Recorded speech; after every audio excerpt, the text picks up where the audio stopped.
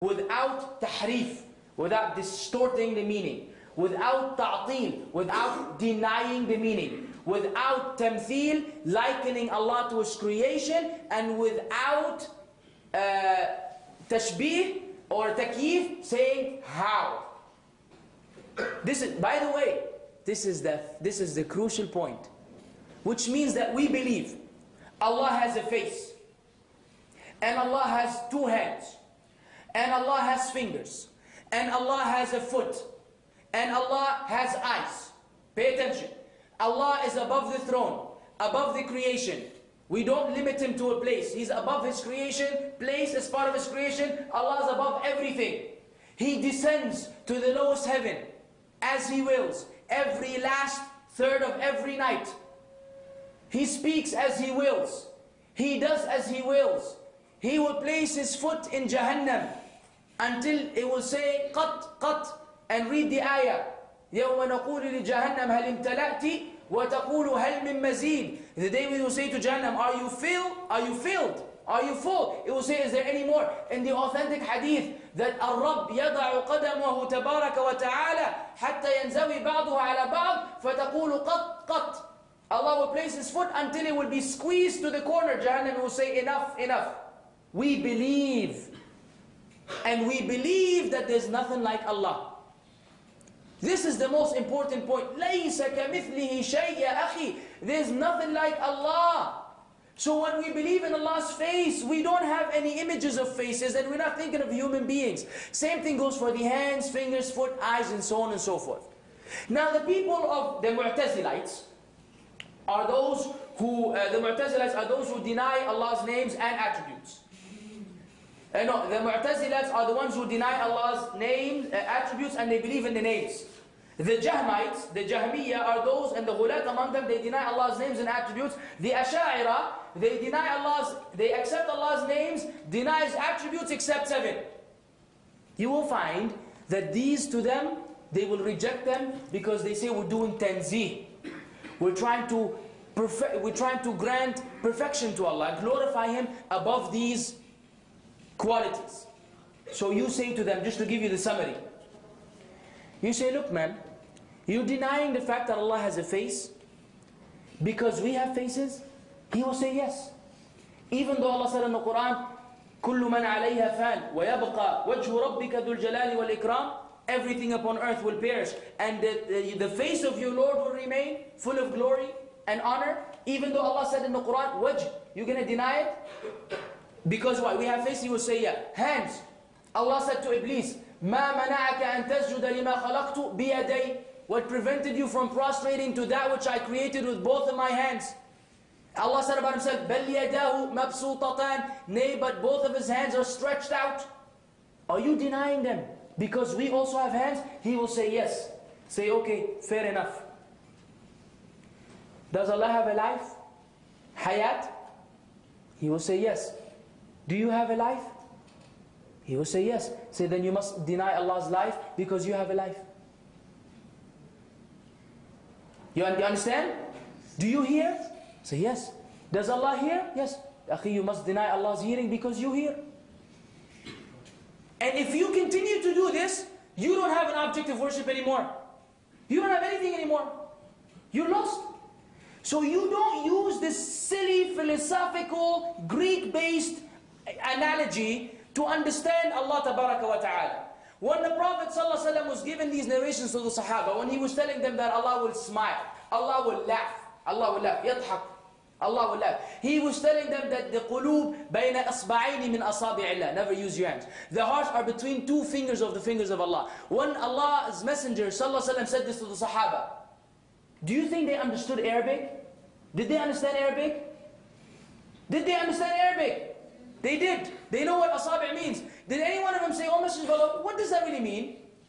Or did he say, that doesn't really mean fingers, it means, status, it means situation. Never did he elaborate, never did they question him, they took him face value. They understood it according to the apparent meaning. This is my job and yours. Why? Because they understood when Allah said, لَيْسَ كَمِثْلِهِ شَيْءٍ. There's nothing co-equal to Allah. So we believe in that. And this is the belief system of Imam Ahmad, Abu Hanifa, Shafi'i, the whole Imams. This is what they believe. And many of the people who follow them blindly in fiqh do not believe in what they believe concerning Allah's names and attributes. You follow me? You know what we believe now. And you really must study this matter. So because the shaitan will play tricks with you. You must have yaqeen. Wallahi, we have yaqeen, no doubt. No doubt, when Allah used the term in the Quran to describe Himself, I don't dare to tell Allah no. I don't dare to do so. When the Messenger of Allah did not do so, and the Sahaba did not do so. So we believe in what Allah described Himself with. The people of innovation and bid'ah, they don't. They will deny all of these. Concerning qadar, we are not like the Qadariya nor like the Jabariya. The Qadariya are those who say that everything, that Allah doesn't know what you do until after you do it. After you do something, Allah discovers that you did ABC. Jabariya, they say you have no choice. Everything you do, Allah forced you to do it. So Allah created you, forced you to sin, then placed you in Jahannam because of what He forced you to do. Ahl Sunnah wal Jama'ah say no. Allah Azza wa Jal gave us the free will, and our free will is conditioned to His free will. وَمَا تَشَاءُونَ إِلَّا أَن يَشَاءَ اللَّهُ. You will after Allah wills. But we don't know what the outcome of things is, so we have the decree, we have the free will. You can, فَمَنْ شَاءَ فَلْيُؤْمِنْ وَمَنْ شَاءَ فَلْيَكْفُرْ. Whoever wishes, whoever wills to believe, and whoever wills, may disbelieve. Allah gave us the choice. So we're not like the Qadariya or the Jabariya. We're not like the Khawarij. Those who say that if you commit major sin, you're a kafir. If you drink alcohol, you have left Islam. If you commit adultery, you have left Islam. And this is extreme. Nor are we like the Murji'ah. Those who say that Iman has nothing to do with good deeds. Yani, they say the Iman of Iblis is equal to the Iman of Abu Bakr. They say the Iman of Iblis is equal to the Iman of Abu Bakr. And the Iman of the worst of this Ummah is equal to the Iman of Abu Bakr. Why? Because they believe in the principles. They believe there's Allah, there are angels, there are books, revelations, there's the last day, there's pre-decree. You don't have to do anything because of that. Whereas we believe what? Iman wa amal salih. Al-imanu bid'un wa sittuna shu'ba a'laha قول لا إله إلا الله وأنها إماتة الأذى عن الطريق والحياء شعبة من الإيمان. The Prophet ﷺ said Iman is 60 some branches, the highest of which is saying La ilaha illallah, and the least is removing harm from the way. Isn't removing harm in action? He was describing what? Iman. So part of Iman is moving harm, moving filth out of the people's way. And Haya is a branch of Iman. And we have many evidences which support that. We are not like the Shia who declare the Sahaba to be kuffar and deify Ali, nor are we like the Khawarij who did the other, who declared the Sahaba to be kuffar. The Shia, one, they glorified Ali, and the Khawarij, they did the opposite. And we have two opposite extremes. So Ahl Sunnah wal Jama'ah are on a middle path between all of these deviant groups concerning the matters of belief. Concerning the belief in Allah's names and attributes, they believe in what Iman is and the definition of Iman, they believe in Qadar, and they believe in our position concerning the Sahaba. We travel upon the middle path. Brothers and sisters, we need to learn these matters. Have we learned them? Have you read a book on Aqeedah of Ahl Sunnah wal Jama'ah? Have you read a book about the belief about the Sahaba? Have you read a book about the belief among Ahl Sunnah wal Jama'ah? What is Iman? And is righteousness part of it? Have we learned these matters? Do we know them? If not, then we need to strive, as I said in the beginning, not to just earn a living and increase our sustenance. No, we need to strive to learn what this is, the one path, one tariqah, one firqah that will not go to the fire, that will be upon the way of the Prophet ﷺ and Sahaba. You must believe what they believe. They knew these matters pretty clearly. We need to follow their way. طيب. Ahl Sunnah wal Jama'ah, al-Ta'ifa al-Mansura, al-Firqa al-Najah, they value Tawheed. And this is from an email brother sent, Barakallah Feek. They value Tawheed. The most important thing in our deen is the oneness of Allah Azza wa Jal, Tabaraka wa Ta'ala, and singling Him out in worship. So we don't entertain grave worshipping, we don't entertain calling upon other than Allah, doing tawassul through the creatures, seeking barakah from people. All of this is not accepted among Ahl Sunnah wal Jama'ah. قُلْ إِنَّ صَلَاتِي وَنُسُكِي وَمَحْيَايَ وَمَمَاتِي لِلَّهِ رَبِّ الْعَالَمِينَ. Say, my prayer, my sacrifice, my life and my death are for Allah, the Lord of the worlds. بِذَلِكَ أُمِرْتُ وَأَنَا أَوَّلُ الْمُسْلِمِينَ لَا شَرِيكَ لَهُ. Allah has no partners with Him. This is what I have been commanded among the first. I am among the first who submit to Allah Azza wa Jal. We don't entertain shirk in any of its various manifestations. Tawheed is fundamental. And this is the da'wah. This is what every prophet was sent to do. And this is what every follower of the prophet did after the prophet passed away. They lived up to the call of Tawheed. Not anything else before that. This is among the characteristics of Ahl Sunnah wal Jama'ah. فَاعْبُدِ اللَّهَ مُخْلِصًا لَهُ الدِّينَ أَلَا لِلَّهِ الدِّينُ الْخَالِص. So worship Allah, being sincere to Him in the religion. Isn't it for Allah the sincere religion? لَا تَجْعَلْ مَعَ اللَّهِ إِلَهًا آخَرَ. Do not make with Allah other gods, other rivals. All these are ayat where Allah is emphasizing the importance of Tawheed. So, let me give you the summary.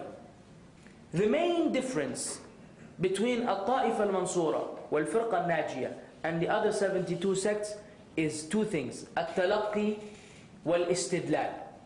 At-Talaqqi is the resource. The source from which we take our deen is from the Quran and the Sunnah and the Ijma'. Not aql. The Mu'tazila, the source is not this. The aql, the mind come first. And like al-Razi and others, Fakhr al-Razi, he said that the ayat of the Quran are not yaqiniyah. Then they do not provide certainty. Aql, your mind, is what will give you certainty. For the ayat of Allah, they're doubtful. Ajib. And many others who made a mistake. That's a huge mistake. But I'm telling you where the error is, so you will know. And a lot of the Mufassirin had deviated in terms of this matter of the belief system. So at-talaqqi wal-istidlal. The source is Quran, Sunnah, Ijma'. Not what I think and what I understand. And al-talaqqi. This is the talaqqi. Istidlal is the actual application of the evidence per the situation. Like the Khawarij, they will take an ayah from the Quran, which may indicate that if you commit a major sin, you're a disbeliever, and they will apply it all across the board.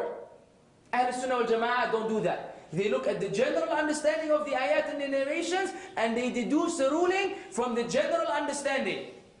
From the what? The general understanding. Because some ayat further explain other ayat. You may read the ayah, إِنَّ اللَّهَ لَا يَغْفِرُ أَن يُشْرَكَ بِهِ وَيَغْفِرُ مَا دُونَ ذَلِكَ لِمَن يَشَاءُ. Allah does not forgive that you ascribe any partners with Him, and He forgives whatever is lesser than that to whomever He wills. And if you understand this ayah alone, you may understand that Allah will not forgive anyone who committed shirk ever. And not only dying. If you don't read other ayat where Allah says, إِلَّا مَنْ تَابَ وَآمَنَ وَعَمِلَ عَمَلًا صَالِحًا, then you will think that this ayah means that Allah will never forgive you once you've committed shirk once in your life. You follow me? So you have to look at all the evidences. Who do you need? Ulama. You need scholars to do this. So this is the matter of istidlal. And I will conclude this lecture with the following. The famous and wonderful statement of Imam Malik rahimahullah. من ابتدع في الإسلام بدعة فرآها حسنة فقد زعم أن محمدا صلى الله عليه وسلم خان الرسالة فإن الله يقول اليوم أكملت لكم دينكم وأتممت عليكم نعمتي ورضيت لكم الإسلام دينا فما لم يكن يومئذ دينا فلا يكون اليوم دينا ولن يصلح آخر هذه الأمة إلا ما صلح به أولها. Whoever innovates, introduces something into Islam, and he perceives it as something good, he has alleged that the Prophet ﷺ has betrayed the message of Islam. Because Allah said in the Quran, this day, on the day of Arafah, I have completed your religion for you, I have perfected your religion for you, Afwan, and I have completed my favor upon you, and I am pleased with Islam as a way of life for you. Imam Malik said, whatever was not part of the deen when this ayah was revealed, on that day, cannot become part of the deen today. And nothing will rectify